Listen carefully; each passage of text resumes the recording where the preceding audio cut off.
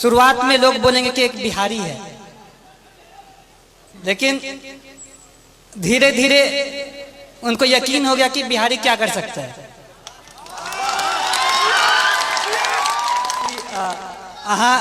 सारा चीज हमरा दिल के, बट लेकिन हमरा अपना मातृभाषा नहीं सीखल के।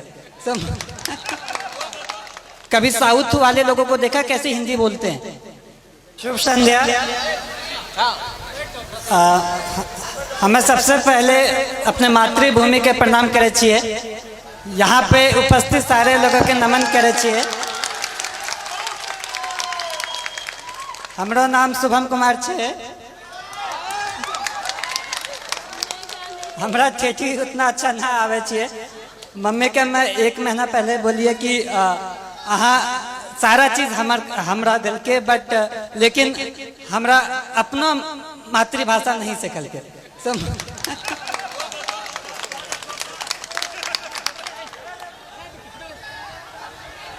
आप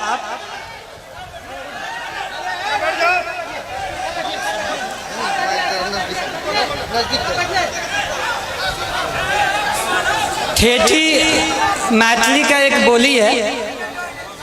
आप अपने बच्चों को सारा लैंग्वेज सिखाइए। आप ठेठी भी सिखाइए, हिंदी भी सिखाइए और इंग्लिश भी सिखाइए। आप लोगों को लगता होगा कि मैं ऐसे ही बोल रहा हूँ, लेकिन मैंने जब अपनी ट्रेनिंग एकेडमी में सबसे पहले गया तो वहाँ पे सारे यूपीएससी क्रैक किए हुए बंदे थे। सारे वहाँ पे जो भी थे सब रैंकर थे, टॉपर्स थे। तो सारे लोगों ने पूछा कि शुभम तुम हिंदी क्यों बोलते हो, तुम्हारा मातृभाषा क्या है। तो हम बोले कि मातृभाषा ठेठी है, वो कभी सीखे ही नहीं। सो वहाँ पे सारे लोग बोले कि उनकी तो हिंदी तो दूसरी भाषा है। सारे लोगों का कुछ ना कुछ उनका खुद का भाषा होता है और वो उस पर गर्व करते हैं। तो मेरा ये कहना है कि आप अपने कल्चर को, अपने संस्कृति पे गर्व होना चाहिए। जहाँ भी मैं गया वहाँ पे शुरुआत में लोग बोलेंगे कि एक बिहारी है, लेकिन धीरे धीरे उनको यकीन हो गया कि बिहारी क्या कर सकता है।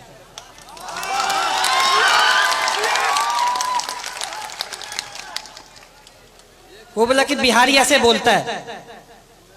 बोले गुजराती भी तो अपना अलग भाषा बोलता है। कभी साउथ वाले लोगों को देखा कैसे हिंदी बोलते हैं। मेरा ये कहना है कि अपने पे आपको कॉन्फिडेंस होना चाहिए, आत्मविश्वास होना चाहिए, अपने पे गर्व होना चाहिए। जब आप अपने को जान पाएंगे तो ही आप अच्छे से अपने लाइफ में कुछ कर सकते हैं, क्योंकि फिर आप अपना 100% देंगे। मैं जो भी हूँ वो मैं अपने परिवार वालों की वजह से हूँ। मेरे परिवार में पापा, मम्मी, चाचा, चाची, दीदी, भाई, बहन, सबका महत्व है। मैं कहीं पे भी गया, हर दिन मम्मी पापा से, हर दिन अपने परिवार वालों से बात किया। तो ये कहने के लिए एक छोटा सा बात है, लेकिन जब आप अपने लोगों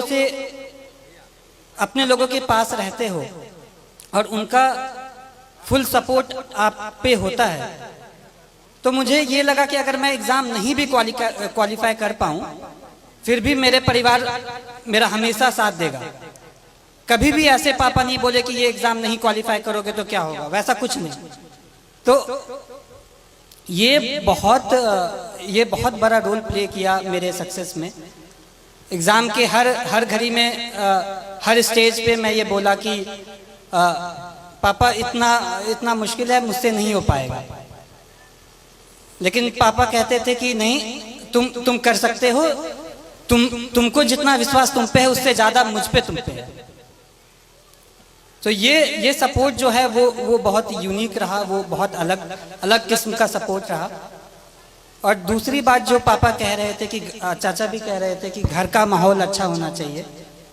तो अभी तक मैं एक इंसिडेंस मैंने नहीं बताया है कि मुझे असल में मोटिवेशन कहाँ से मिला। एक बार ऐसा हुआ कि पापा को याद भी नहीं होगा, बालदेव दादा मेरे घर पे आते हैं। वो अपनी बेटी की शादी के लिए कुछ 3,000 रुपये पापा से उधार पे लिए होंगे और उनकी शादी उनकी बेटी की शादी पापा यहाँ मंदिर में कराए थे।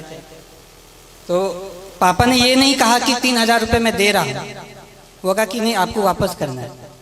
फिर वो मेहनत किए और फिर वो 3,000 वापस जब दे रहे थे तो मैं भी देख रहा था। पापा ने सारा नोट काउंट किया 500 के नोट से, फिर एंड में 3,000 रुपये दादा को दे दिया कि ये आपकी मेहनत की कमाई है, ये अपने साथ रखें। ये मैं कहना चाहता हूँ कि इससे ये क्या हुआ कि वो सामने वाला मेहनत किया, वो कमाई, वो फ्री का पैसा नहीं समझा। इसी तरह मैं भी चाहता हूँ, मेरी ये कामना है कि मैं भी लोगों के लिए काम करूँ। एक बार रिजल्ट आ जाना बड़ी बात होती है, लेकिन उससे बड़ी बात है कि लोगों के आशाओं पे खड़ा होना।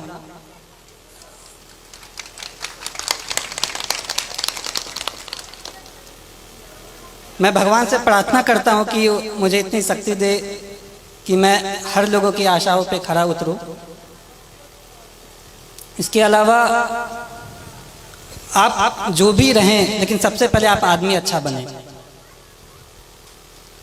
लोगों ने कहा कि तुम्हारा लक बहुत अच्छा है, एग्ज़ाम क्वालिफाई हो जाता है, अच्छे कर लेते हो, लेकिन मैं ये कहना चाहता हूँ कि आपका लक तभी साथ देगा जब आप खुद के लिए आप सही हो, आप दूसरों के लिए सही हो। आप दूसरों की मदद करें, आप पे भगवान मदद करेगा।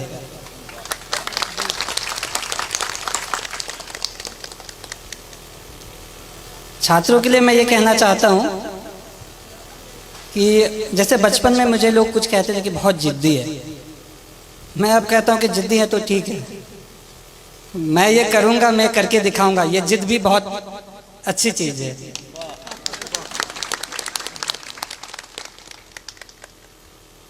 जिंदगी में उतार चढ़ाव हर किसी के जिंदगी में होता है, मेरे भी जिंदगी में रहा। जब विद्या विहार में क्लास 6 में गया तो 110 लोगों में मेरा स्थान जो होता था वो 40-50 के आसपास होता था, लेकिन पापा मुझे कभी फोर्स नहीं किया कि तुमको पहला स्थान ही लाना है। क्लास 6 में ऐसे ही रहा, 7 में भी क्लास 40 के आसपास ही रैंक रहता था। क्लास 8 में किसी ने मुझे कह दिया कि शुभम बहुत लकी है, 40 के आसपास रैंक आता है, सेक्शन ए में चले जाते हो। विद्याविहार में रूल था कि टॉप 40 वाले को सेक्शन ए में रखते थे। तो फिर मैं ये सोचा, मैंने प्रण लिया कि मैं ये करके दिखाऊंगा कि ये बस लक नहीं है, मैं मेहनत करूंगा। छात्रों को ये कहना चाहता हूँ कि जब आप प्रण लेते हैं, आपके पास एक प्रॉपर प्लान होता है, आप उसको इम्प्लीमेंट करिए और धीरे धीरे आप खुद का एक बेहतर सेल्फ बन के निकले। आपको ये हमेशा लगना चाहिए कि आज का जो मैं हूँ वो कल का जो मैं बनूंगा वो आज के मैं से बेहतर बनूंगा।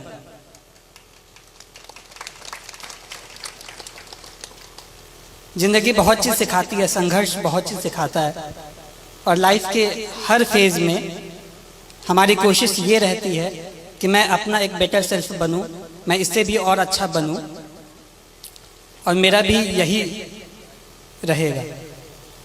लास्ट में मैं एक पंक्ति बोलूँगा कि कर्मण्ये वधिकरस्ते माँ फलेषु कदाचन, अर्थात आप कर्म करिए, फल की चिंता ना करें, फल तो कभी ना कभी आ ही जाएगा। धन्यवाद।